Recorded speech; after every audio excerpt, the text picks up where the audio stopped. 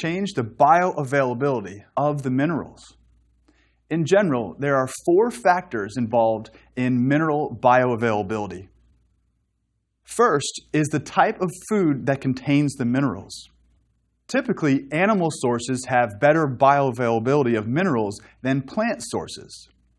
This is because meat has a high mineral content, but no binders, like I mentioned earlier, that can inhibit absorption of minerals.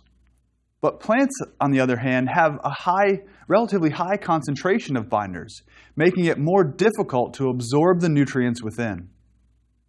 Now, the second factor with mineral bioavailability is mineral-to-mineral interaction. Because minerals tend to move through similar receptors in the gastrointestinal tract, high amounts of one mineral may inhibit or slow down the absorption of another mineral. For example, calcium will inhibit iron absorption. So, if you are targeting foods to specifically increase your iron, as with iron deficiency, for example, it's best to avoid eating foods high in calcium, like dairy, at the same meal. Now, third, there are some vitamin-mineral interactions that will affect mineral bioavailability. And one positive interaction example is that vitamin C intake actually improves iron absorption. So in this case, it might make sense to consume orange juice and a supplement with iron at the same time if you are trying to fix an iron deficiency. Now, a dietitian will have additional information about foods that you can pair together to optimize your supplementation strategies for minerals. And finally, the fourth factor in mineral bioavailability is fiber-mineral interaction, in which fiber can bind to minerals and block or slow their absorption. Typically, our dietary fiber comes from plant sources. This is another reason that animal sources may often be superior in terms of mineral bioavailability. So, what does this mean in terms of real food? How can we relate the micronutrients to our food choices? And how can the presence of micronutrients turn an okay food choice into a great food choice? Well, one very common example is the toss-up between whole wheat bread and white bread. This is a question I get from my clients all the time.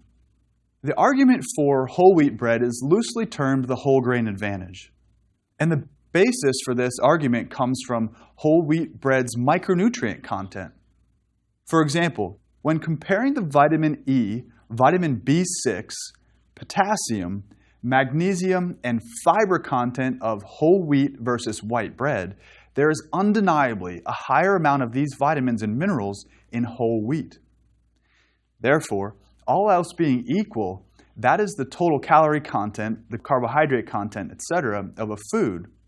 Micronutrients could make the difference in making a food more nutrient dense and should not be overlooked. But consider this too. Whole wheat bread is different than simply wheat bread. Wheat bread is at times even more processed than white bread and can even contain fewer nutrients. So don't be fooled by marketing and packaging. And be sure to check food labels when buying products for the words whole grain or whole wheat. And we'll talk much more about food labeling later in the course. I need to say too that there are other reasons to eat or avoid whole wheat bread. But for now, just consider the nutrient density, or how many nutrients the food has compared to its overall calorie content when you purchase foods to eat. This is a great starting point. Now, another component of nutrition that is often considered along with micronutrients is phytochemicals. And phytochemicals are biologically active compounds found in plants that provide 0 calories or direct energy, but can influence your overall health. Even now, in 2015, only a few of an extensive list of known phytochemicals have been studied. Some phytochemicals that you may be familiar with are isoflavones from soy and resveratrol from grapes.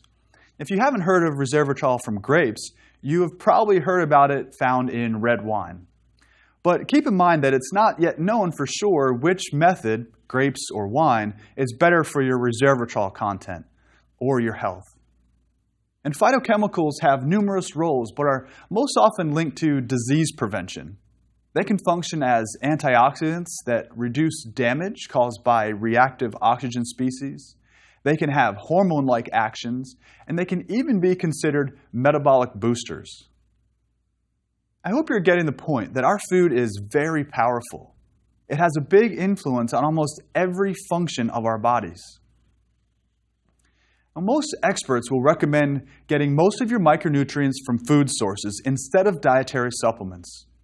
There's actually good research to show that vitamins and minerals from whole foods may have more health benefits than getting the same micronutrients from a supplement.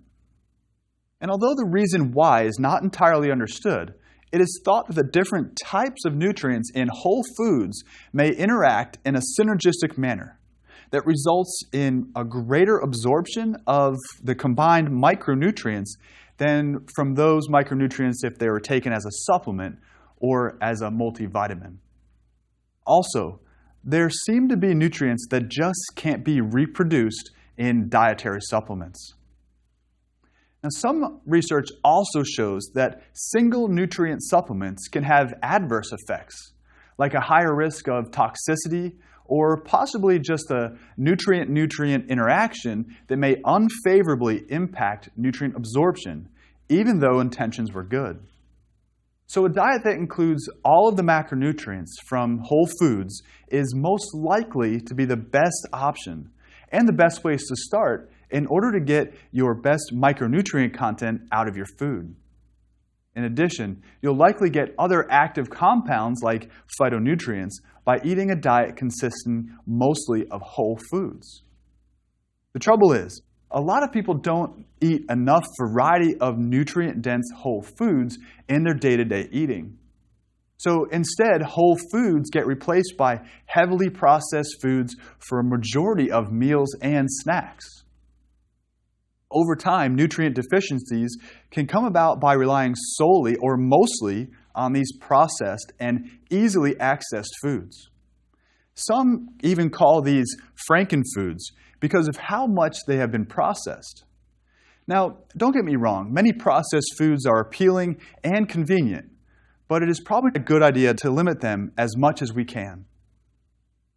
A low-quality diet that many people have can lead to nutrient deficiencies. And deficiencies can lead not only to more than just poor health, they've also been linked to a greater risk of becoming obese.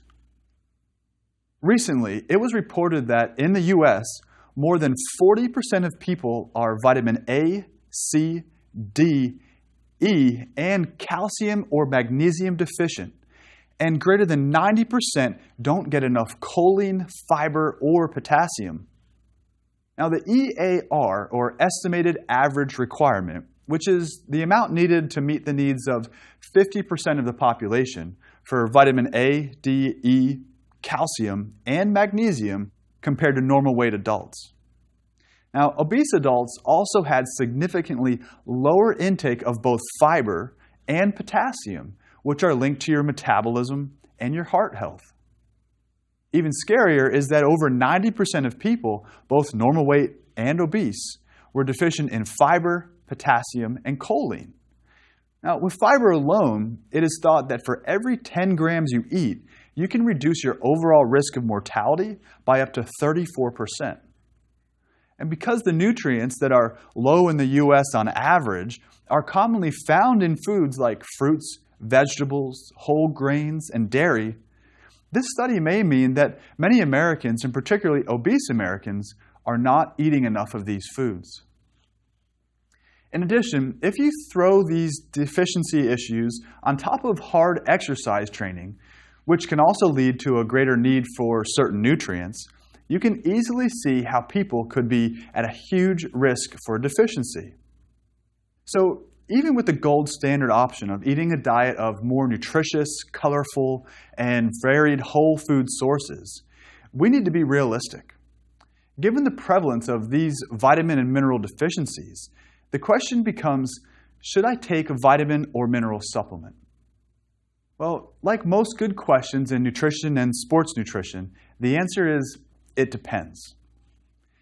The authors of a study on this question looked into supplement use within normal and obese individuals. Not surprisingly, they report that people who take multivitamin and multi-mineral supplements had a lower prevalence of inadequate vitamin and mineral intake. And they go on to write that supplement users were actually more likely to have a healthy diet compared to non-users. Now, it may be that the habit of using a multivitamin is more likely to be done by people who have other healthy habits. But based on this information and my own personal experience with clients, I would say that quite a few people would benefit from taking a multivitamin or a multi-mineral supplement. And many clients that I work with who believe they're eating very well show up with deficiencies once I analyze their diets and look over their blood work. However, supplementation will not fix a broken diet. Now remember, work for a highly nutritious diet first, and then simply use supplements to supplement the diet. Also, remember the recommended intakes for vitamins and minerals were established to only prevent against deficiencies. They don't consider the achievement of optimal health or body composition. And do you want to simply be not deficient, or do you want to be optimal in your micronutrient intake? And these are questions to consider when the should I supplement question comes out. You may want to think about how many times you eat per day, what quality food you generally eat, what medications you take, and how much exercise do you normally have on a daily basis to determine if supplementation will help you. And then discuss these factors and concerns with your doctor to decide what is right for you. So in the end, vitamins and minerals play a huge role in your overall health, how you feel, and what your body composition is or will become. And remember that water is also essential for optimal health and body composition. I'm sure you know that you need it to hydrate, but the fact is that many people walk around with less than adequate hydration levels. In fact, one study even reported that over half of professional basketball players were underhydrated before the game. And that's in professional athletes. And water helps to transport all of the nutrients that we just discussed and helps move metabolic waste products out of your body. Water also plays a huge part in the regulation of body temperature, particularly with exercise. The list goes on and on for water, so be sure you drink up and aim for about 8 to 10 cups or 2 liters of water per day, in addition to eating plenty of fruits and vegetables, which are loaded with water. It may make you get up more to use the bathroom, but that's actually a really healthy side effect to drinking water regularly, more physical activity. Remember that you can actually drink too much water, and this is called